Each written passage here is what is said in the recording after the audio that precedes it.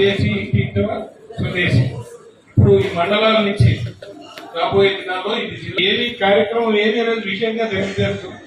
ఇప్పుడు మీకు ఏమి చేయాలి అనేటువంటి విషయాలు మీకు ఇచ్చిన ఈ కరపత్రాల్లో ఉంటాయి.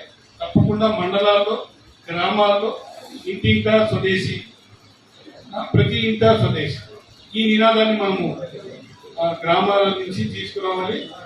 ఏదైతే vocal for local, local for vocal, vocal for local, మన వరల్డ్ అంటే మనము తయారు చేసిన వస్తువు మన రాష్ట్రంలో, మన గ్రామంలో, మన ప్రాంతంలో, తర్వాత మనది ప్రపంచ దేశాలకు కూడా వెళ్ళి అమ్మే స్థితిలో మనము తయారు కావాలి.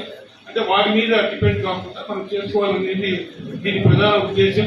మనం ఎవరి మీద ఆధారపడకూడదు అనేది.